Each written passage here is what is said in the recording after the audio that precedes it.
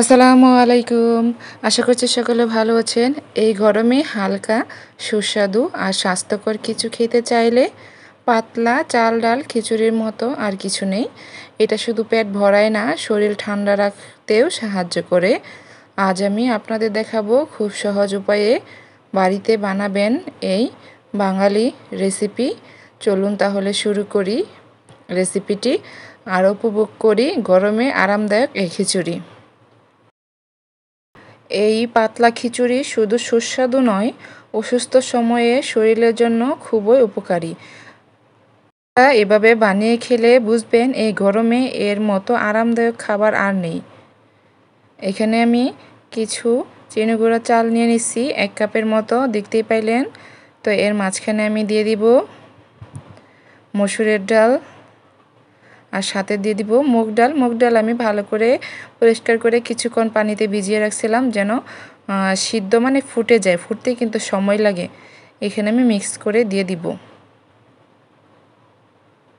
2 ডাল মিক্স করে দিয়ে দিলাম। আজকে আমি এই 2 ডাল চালে মজাদার একটি খিচুড়ি আপনাদেরকে মানে উপহার দিব, যেটা বলি আর কি, রান্না করব। তো আপনারা সাথেই থাকেন। এখন আমি এই চাল ডাল খিচুড়িটা ভালো করে পরিষ্কার করে নেব।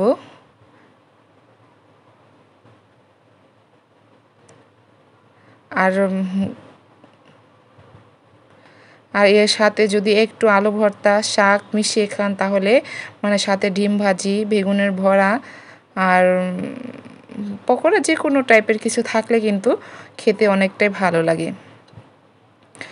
আর এখন আমি ভালো করে পরিষ্কার করে নিলাম। এর মাঝখানে আমি দিয়ে দিব পেঁয়াজ কুচি, কাঁচামরিচ কুচি, 1 চা চামচের মতো রসুন বাটা, 1/2 চা চামচের উপরে আদা বাটা, আর দিয়ে দিলাম স্বাদ অনুযায়ী লবণ, মরিচের গুঁড়ো, হলুদের গুঁড়ো, ধনিয়ার গুঁড়ো।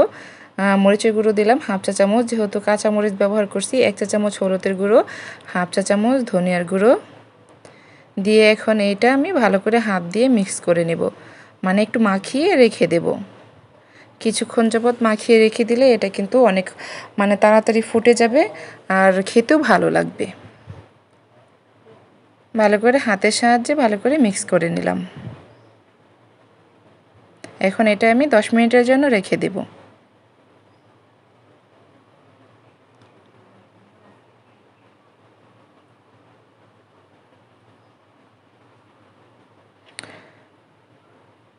এখন একটি কড়াই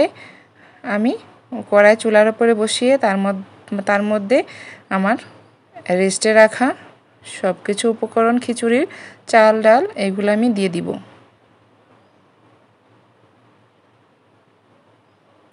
এই গরমে পাতলা খিচুড়ি খেলে শরীরটা হালকা রাখবে এবং মানে একটু স্বস্তির বোধ করবেন।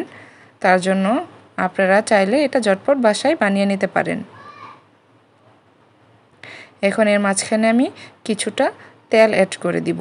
শেষে আমি কিন্তু একটা সুন্দর বাগার দিব, তারপরেও কিছুটা তেল আমি এখানে অ্যাড করে দিব। নেড়েচেড়ে তেলটার সাথে মিশিয়ে দিলাম। আমি কিন্তু এখনও চুলায় জাল দিইনি। আমি পানিটা দিয়ে দিব এখন। আপনারা এখানে হালকা কুসুম গরম পানি ব্যবহার করবেন। তো এখানে আমি পর্যাপ্ত পরিমাণ পানি দিয়ে দিলাম, যতটুকু পানি প্রয়োজন সিদ্ধ হতে লাগে। যেহেতু আমি পাতলা খিচুড়ি রান্না করব তাই আমি একটু পানিটা বেশি দিলাম। এখানে গোটা গরম মশলা দিয়ে দিলাম কয়েক টুকরো, যেটাতে ফ্লেভার ভালো আসবে, খেতেও ভালো লাগবে।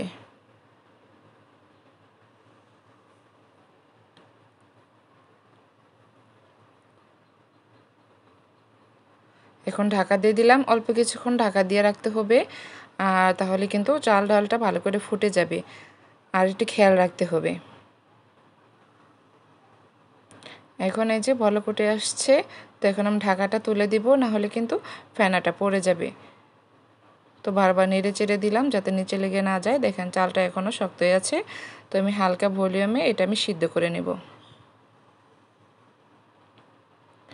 তো এখন দেখেন চাল ডালটা অনেকটা সিদ্ধ হয়ে গেছে। আমার খিচুড়ির পানিটাও কিন্তু অনেকটা শুকিয়ে গেছে। তো প্রায় খিচুড়ির শেষের দিকে একটু নেড়ে চেড়ে দিব যাতে চাল ডালটা একটু ভেঙে ভেঙে যায়। এ পর্যায়ে আমি কী দিয়ে দিলাম, এটা হয়েছে ধনেপাতা। এটা দেওয়াতে খিচুড়ির যে ফ্লেভার সেটা কিন্তু অসাধারণ হবে আর খেতেও ভালো লাগবে। ধনেপাতাটা দিয়ে একটু নেড়েচেড়ে দিলাম। এখন একটু কিছুক্ষণ রেখে চুলায় রেখে আমি এটা নামিয়ে নেব। তো তার আগে আমি একটু চেক করে নেব যে খিচুড়িতে সব কিছু ঠিক আছে কিনা। লবণটা যদি ঠিক না থাকে তাহলে কিন্তু খেতে ভালো লাগবে না, ঝালের পরিমাণটা একটু কম হলেও চলবে। তো আমার এখন এটা আমি বাগার দিয়ে দিব, মানে খিচুড়িটা আমি একটু পেঁয়াজ রসুনে বাগার দিয়ে দিব। এখানে আমি কিছু সাদা তেল দিয়ে দিলাম, যেহেতু এখানে তেল একটু ইউজ করছি তো তেলের পরিমাণটা একটু কমই দিলাম।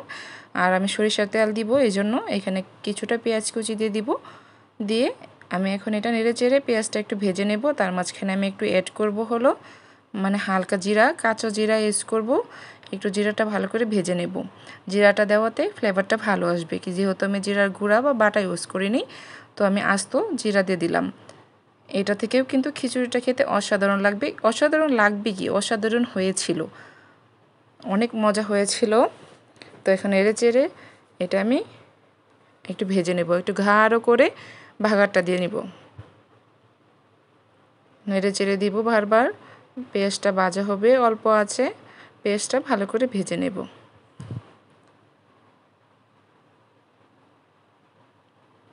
আমার পেঁয়াজটা ভাজা হয়ে গেছে, এখন আমি খিচুড়িটা দিয়ে দিব। আমি এইখানেই পুরো খিচুড়িটা ঢেলে দিব, আলাদা করে নিয়ে আমি ঢালবো না, এখানে দিয়ে দিলেই ভালো হবে। দেখেন খিচুড়িটা আমি কড়াইয়ে দিয়ে দিলাম।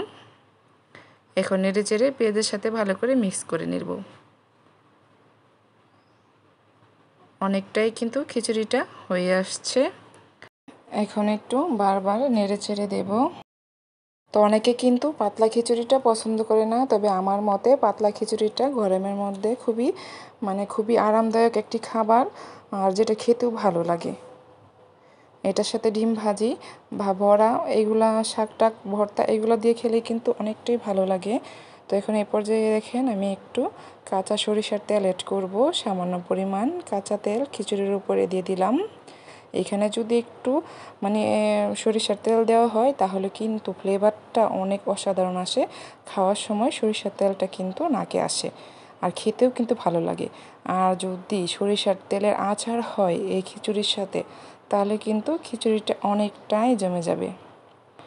নেড়ে চেড়ে আমি একটু তেলটা দিয়ে একটু ঝাল করে নেব, তবে আমি বেশিক্ষণ চুলায় রাখবো না, তাহলে কিন্তু সরিষা তেলের গন্ধটা নষ্ট হয়ে যাবে। এখন এই যে নামিয়ে নেব।